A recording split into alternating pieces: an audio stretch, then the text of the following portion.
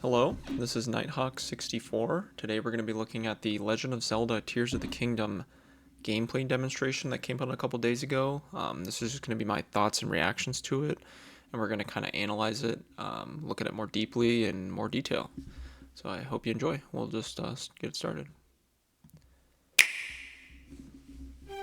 Hello everyone, I'm Eiji Aonuma, producer of the Legend of Zelda series. First, I have some news. Development on The Legend of Zelda Tears of the Kingdom is now complete. Thank you very much for waiting. Many of you are looking forward to this game, and we've released a few trailers so far. Although it'll just be a brief glimpse, I'm going to actually play the game for you all today and show you what it's like. Okay? Let's begin. Here we are in the land of Hyrule. Okay, so we're going to pause it right here. We're going to kind of look at the screen. So as you can see, a lot of the gameplay elements have been pretty similar. Like this is the same, obviously the heart's the same. We have the day and night cycle on the bottom, and then we have the audio, like you crawling and you making noise, which is pretty much the same, and then the temperature gauge, which is the same. The map does look very similar, except it does have coordinates. I don't believe the first game had that in the original, which is really interesting. I guess it makes more sense because there's going to be different levels with the sky stuff. So it's really interesting that these have coordinates. I don't know if this will be in the final game, but I hope it is.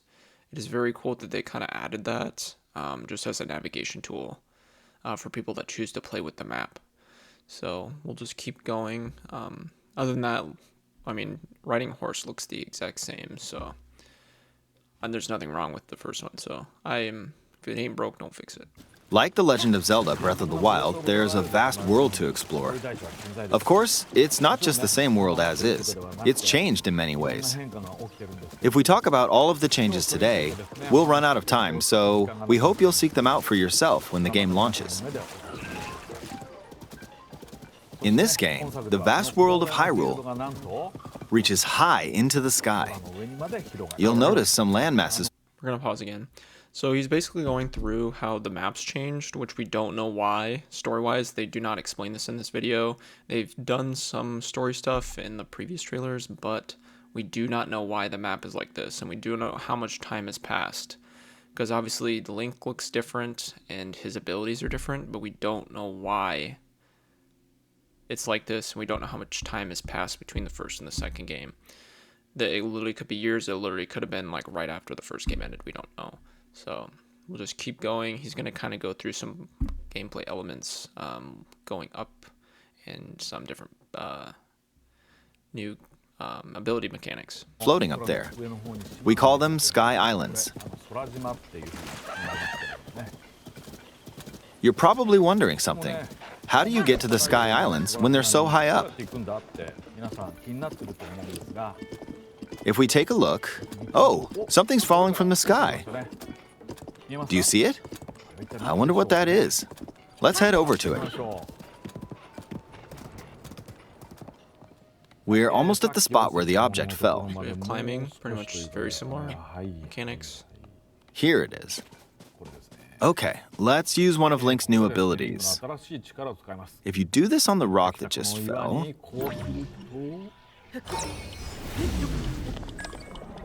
Look, it started rising.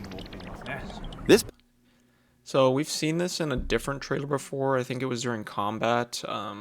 There's a previous trailer where Link's fighting, and you see him, there's like a boulder coming down the hill, and he reverses as well. We don't know yet if this only works on inanimate objects. We don't know if it works on enemies yet, which would be really interesting. I'm curious to see if it works on enemies. We have not seen it, at least to my knowledge. We haven't seen it in previous videos or previous trailers. But this is a very, very cool mechanic. It seems very well thought out on how to traverse and how to, traverse the landscape. Obviously, in this situation, he's using it to go up into the sky, which is really cool. I'm curious if the stamina meter on reversing can be upgraded, or if it's just, standard across. It's just a certain amount of time, no matter what. We'll see. But it looks like you can stop stuff mid-air, which is really interesting.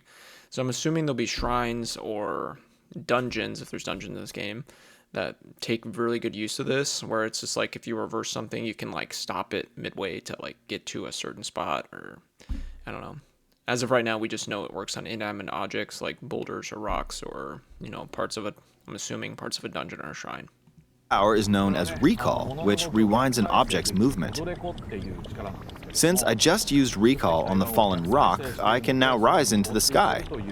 We're a lot closer to the Sky Islands. Let's use Something else I did notice, it's kind of, so the, down here where the coordinates are, it does make sense because it shows altitude. So as Link's going up, reversing it, you can see the altitude changes, which is really interesting, which makes sense because, I mean, there's skydiving in this now, so as we'll see later in the trailer, but we'll continue. Paraglider to reach one of them. Yep, see he can dive off. There are a few other Sky Islands floating here too. I made it. There are lots of ways to reach the Sky Islands, so we hope you'll try a few different methods. Okay, now we're on a slightly bigger Sky Island. So we're going to pause again. So as we can kind of see on the map down here, in the previous game, to unlock certain parts of the map, when you look at it, you had to unlock the Sheikah Towers to kind of scan the area and get the parts of the map. It's very interesting where it shows kind of the island you're on, which is good, and it kind of shows altitude and the coordinates. I'm curious if there's Sheikah Towers that you have to get to unlock the map on that, because in the previous shot, it didn't show him on the map on that area, so I'm curious if this is kind of unlocked. In a certain spot, you have to unlock it to get on the map. I don't know, we haven't really seen that, so just continue. Just like on the surface, there are several man-made structures. Some trees are also growing here. You won't see many of those yellow trees on the surface, though. Let's walk around for a bit. We don't know why this stuff is in the sky. I don't know if it's just like something above, and we don't know why it's floating. So there's a branch on the ground. It's story stuff we don't know yet. When you find something like this, you should pick it up. It might come in handy later. Let's continue. Oh, something's there. This is a brand new enemy called a construct.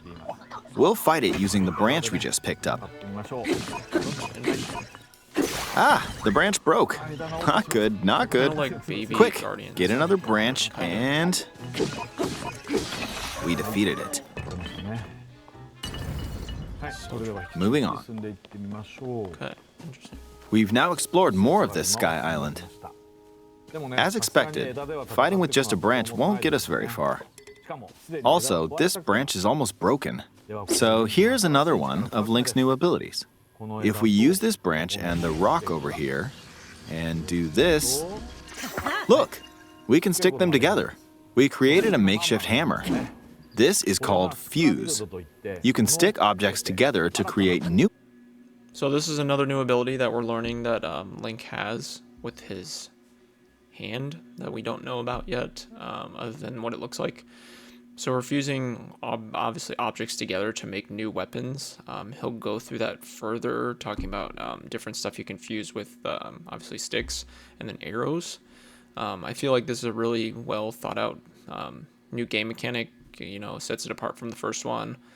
We don't know where this kind of originated or how you get them in the game. That's part of the story we don't know. Other than that, I mean, it looks cool. Obviously, it shows where a stick and a rock put together has higher damage count than just those two things separate, which is really interesting. I'm sure there'll be kind of restrictions on what you can combine, but man, right now, I feel like a lot of stuff in nature, you probably can combine stuff. I feel like there's not too many restrictions, but we'll have to see and wait and find out when we actually play the game.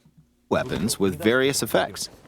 Let's take on another construct with this fused weapon. We're dealing with two of them at once. Oh, we beat one. So it shows a big increase of damage. The weapon's over attack just has the stick. definitely improved. Obviously, a rock. The other branch broke, but this weapon has much better durability. More durability, yeah. You can do all sorts of things by experimenting with the fuse ability. You can fuse two weapons, for example. If we take Seems this really long interesting. stick and fuse it with a pitchfork, we can create a weapon with a much longer attack range. With this, we don't have to get too close to enemies, and we can safely attack from a distance. So seeing this kind of attaching two things together makes me think in shrines or potentially temples that we have to go into, that there's going to be puzzles that have to do with objects in the shrine that we have to combine to, yeah, obviously complete the puzzle. It would make sense to kind of incorporate that into, like deep into the gameplay. Obviously, more for us to find out when the game or further information is revealed. But I think this is very cool. I'm curious what kind of stuff people will come up with when they fuse things together. I'm sure there'll be a lot of crazy, crazy stuff. Yep. You can also fuse arrows with materials in your The coolest part inventory. to me is the arrow fusing. For instance, try fusing this leaf to an arrow. I wonder if it will Fuse an blend ice in. elemental material to an arrow and you can freeze faraway enemies.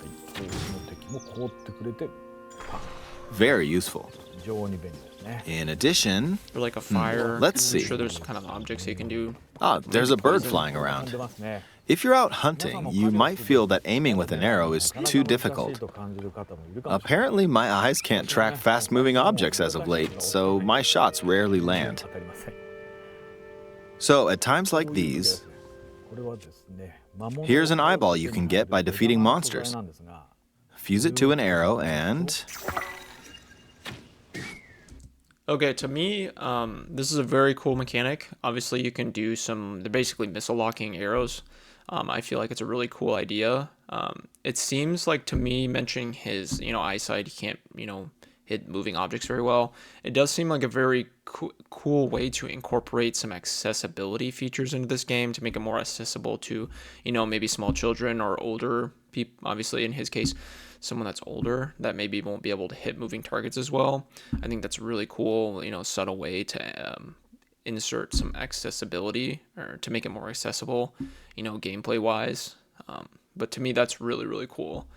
I'm curious if you're able to, fuse more than, one item to that, because it would be really cool to do like a missile locking arrow that also has a bomb on it or also has like a fire element to it. We don't know if you can do that. I'm sure it will be revealed, but as of right now, you can just do one thing to one arrow. So we'll see. But I can't imagine what it would be like if you had like, you fused an eyeball to a Sheikah arrow, like the super powerful arrow from the first game. That would be insane if you could do that. You could just missile lock onto guardians just like that and, end them in one shot. It'd be interesting. All right, we'll keep going. look, it homed in on the target. Let's try this on another bird. I'll just fire in that general direction. It's very simple. And it makes me wonder Depending how on close what you need to stick be to together, the object the for it to do fusibility it. could also be beneficial for hunting. You probably have to be in a general area, otherwise it just goes down. I fused a mushroom to my shield. Now, you're probably wondering if this has any use. Well, this mushroom is actually a puff shroom. Let's fight an enemy with this. I blocked with the shield. Just smoke. Okay, there's smoke now. The enemy's lost sight of Link, so attack! You can sneak up. So I don't Even if you believe- struggle with combat, I don't believe that's a feature in the first game that you can sneak up on people. I don't remember if it is. But it seems new to me that you can people are either stunned or they have lost sight of you, where you can go up to them and you can just, whack them one time and they're downed. We don't know. But I'll have to go back and maybe look at the first game in more depth and compare to this to see if there's any big game change places, or if there's any stuff that's similar that I don't notice, or if there's stuff that's, different that I just haven't noticed. you can take down enemies using similar methods. In the previous game, you'd usually get powerful weapons by defeating strong enemies. But in this game, fusing even the weakest weapon with something else could turn it into a useful weapon. There are even more gameplay options for sticking things together. Let me demonstrate.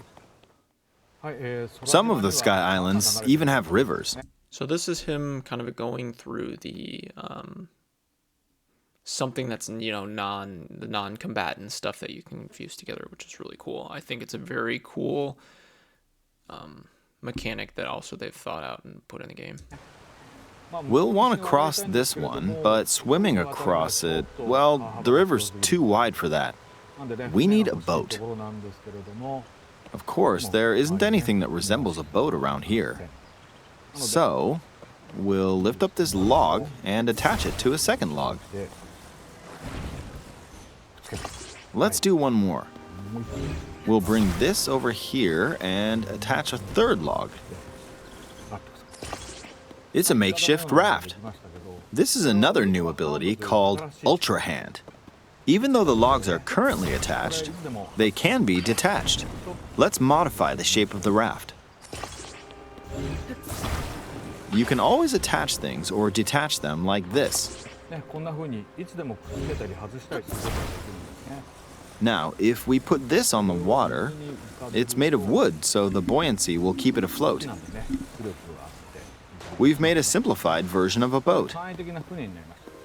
However, it won't move in its current state, so we'll need something to propel it forward.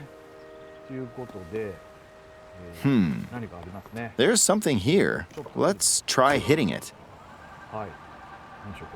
Oh, wind. So this is a really cool, new object that we haven't seen before. Obviously, haven't been in the first game, and we haven't seen any other. Well, we've seen kind of in other trailers, but we don't know where this kind of stuff comes from. We don't know if it's, new Sheikah technology or something that's been uncovered on these, map changes. It makes me curious if there's going to be a lot of other elements that are kind of like this that haven't been revealed, where it's just like new, I don't know, machines or new, I don't know.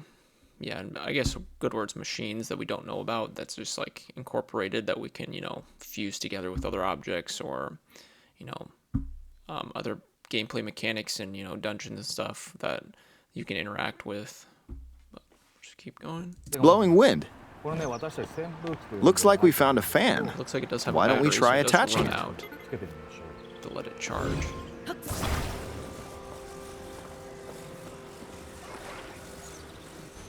We'll attach another one. This should make the boat well balanced.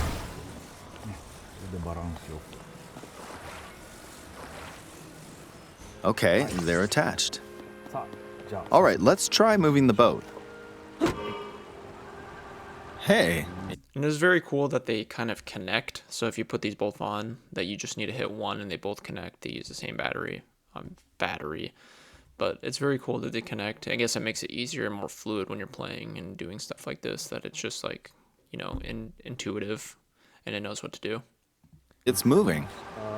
It's sailing pretty fast with the wind from the fans. Since we added 2 fans, we should be able to cross the river in no time. All right, we reached the other side. In the most recent trailer, we showed scenes of Link riding a large car and a flying machine. Those vehicles actually aren't in the game from the start. Instead, you'll be able to freely craft them on your own. There are all sorts of objects you'll come across in this game. And depending on how you use your imagination, you can do a lot with them. So, try crafting different things and explore this world at your leisure. So stuff like this with flying machines, I'm very curious though, like if you have that, the hover thing, I want to say almost call it like a hoverboard. I'm curious if like the battery runs out. Do you just fall out of the sky? Like I'm curious what happens, because obviously you can just use your glider and just, glide down. But I'm curious if the battery runs out, you just drop. I don't know. I guess we'll find out. I'm sure maybe there's ways to extend battery life. I have no idea how this battery, system works. We haven't really seen anything more than that. But There are even more new abilities. Take this building over. But, thinking about, fusing items together and crafting new vehicles, like, people are still discovering ways to speedrun the first game.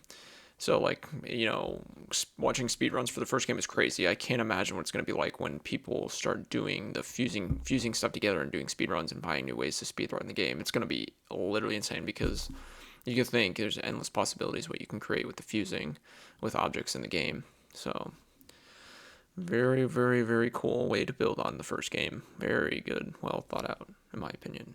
Here. Okay, watch this. New ability. Look, I passed right through the ceiling. This new ability is called Ascend. If you're in a place with a ceiling, you can go through to the floor above you.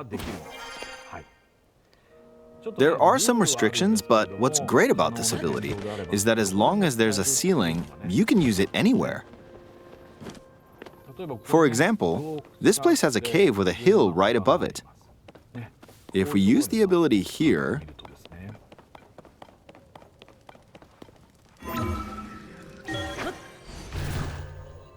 come on, keep going. Okay, we emerged at the top of the hill. In the previous game, you had to use stamina to climb a mountain. But in this game, if there's a mountain with a cave like this one, you can now get to the top without having to climb all the way up. Here's another example. Imagine you're stuck in a cage. If it's got a ceiling, you know what to do, right? Exactly. Oh, there's another construct. So they talked about the new Ascend, and obviously you can go up, but I'm curious if you're able to go back down. So like, can you descend? I don't know if there's an opposite. I don't know if it's just going up or can you go down as well? Because obviously if I'm on top of the mountain like that, I mean, obviously you can glide down, but I feel like there's going to be, puzzles or shrines or, temples that we need to go through that use that ability heavily. I'm wondering if you can go down as well. We don't know. He just showed us going up. And I'm curious how thick kind of the layer that you can go through can be. I'm curious if it'll just be like one of those things where it just like X's you out that you can't make it through, but I don't know. We do not know based off of this. It seems to be holding a strange weapon. Some enemies are equipped with fused weapons, so battles will play out a bit differently from the previous game. Ah, it blew me away with wind. So him saying that, enemies can have fused weapons, I'm very curious to see if the weapons they carry are procedurally generated or it's just complete random, or if it's just like a design set of weapons that they've curated that enemies potentially randomly have. We do not know based off of this. I'm sure people will, obviously after playing the game, you'll know if kind of stuff is procedurally generated or if it's just like curated stuff that they've designed. I guess we shall see, because obviously if it's curated, you'll be able to know kind of the fighting patterns that they'll use, and it's easier to fight them if you run into new ones. But procedurally generated would be really interesting because it's like, then it's definitely random how the weapons will react every time, right? But it's really cool that the enemies have that, because then you can see stuff that maybe you haven't created and be like, oh, that's really cool. I want to try that because I haven't fused anything like that before. Very cool. Looks like it's got some sort of fan.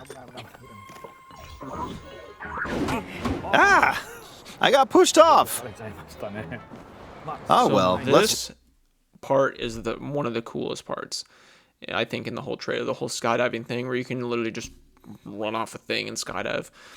To me, when I see this, I kind of think of Grand Theft Auto, where you can kind of, go in a helicopter and you can jump out and then you can kind of glide around the city or parachute, which is really cool to me. I feel like it's a very easy way to travel. Obviously, if there's like, Sheikah Towers or shrines on top of those huge things, you can obviously just like fast travel and then, glide down. I think that's really cool. Yeah, I think the whole skydiving thing is very cool. It's very, I don't know, I haven't played Skyward Sword very heavily. I don't know if there's any kind of very similar mechanic in that, but the whole, floating island thing, I think, reminds a lot of people about Skyward Sword and just like the skyness of that game. Let's return to the surface. But this whole skydiving thing looks so You can sick. quickly descend from the sky to the surface like this. It's a really cool way to survey. It feels so good. In the sky, you'll be able to look out across the land. You can also search for destinations that pique your interest. Once you've chosen your destination, you can speed things up, like this. You can just kind of, Let's dive into this river. And we're back on the surface. That's really cool. There are still so many things I'd like to show you, but let's leave it at that for now.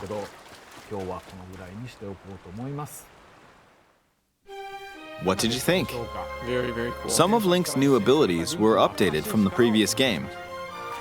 I'm sure some of you watching me play were thinking, wait, if you could do that, then maybe you could do this too.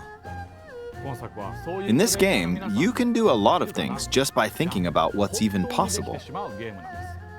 There's still a lot of new gameplay, mysteries, and encounters we couldn't show today, but they're all jam-packed into this unfamiliar Hyrule, and we hope you'll use your imagination to explore it. That's all for today. Thank you for watching. Thank you for showing. Then we get kind of the logo at the end, which is really nice. It looks obviously really good. Something I haven't really mentioned, they obviously didn't show the Master Sword in the gameplay. They didn't show any other weapons other than the ones that you pick up, so we obviously don't know about new weapons that they have included in the game. It's kind of just, sticks and stones that you pick up. Obviously, in previous trailers, we've seen kind of the Master Sword is damaged. We don't know why. It's probably a story thing they don't want to reveal. But I'm curious to see why this is like this. But obviously, we're working at May 12th. It looks like a solid, date. They've obviously said they're finished and, sharpening the game. So hopefully that is very firm. It is a almost concrete, 99% concrete date they're going to release. So good to see. Been waiting 5 years. More than 5 years. Then they show some supplements. Looks so good.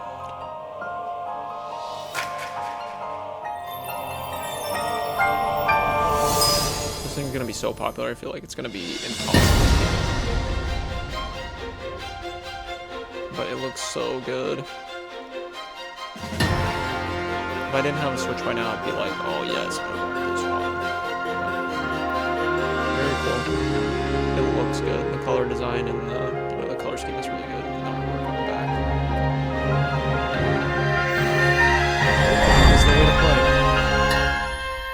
And it comes out April 28th, so a little over 2 weeks before the game comes out.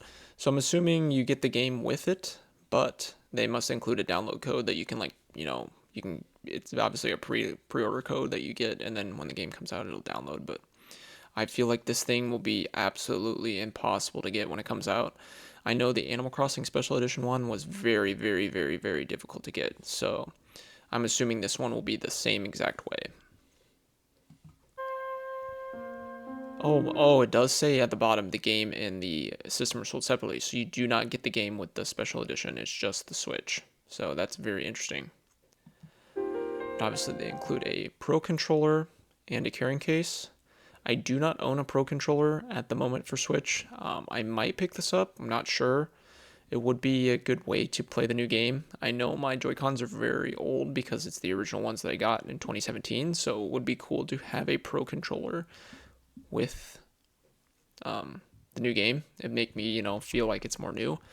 Kind of bad part about the Pro Controller is you can only use it with Switch and PC, which is like, it is what it is, but I guess it is the way it is with PS5 controllers. You can only use them with PlayStation and PC. But the carrying case looks so good. So the original in 2017, they included a carrying case, a Sheikah Slate carrying case with the special edition, premium edition of the game of Breath of the Wild. I wish they had sold it separately. I'm very glad to see this time around they are selling it separately. So I might pick this one up just because it's, a very cool item to commemorate the release of the new game. And it just looks super, super awesome. It just looks good, color scheme and everything. So I hope it's available pretty easily on release when the game comes out. I'm sure, GameStop, Best Buy, Target will have a lot of on hand when the game comes out, hopefully. But all right, and that looks like it'll wrap it up for the gameplay demonstration. I hope everyone enjoyed. Please, if you have any additional thoughts, please list them in the comments below. I would like to learn and see if there's anything that you maybe saw or noticed that I didn't, that you thought should be mentioned.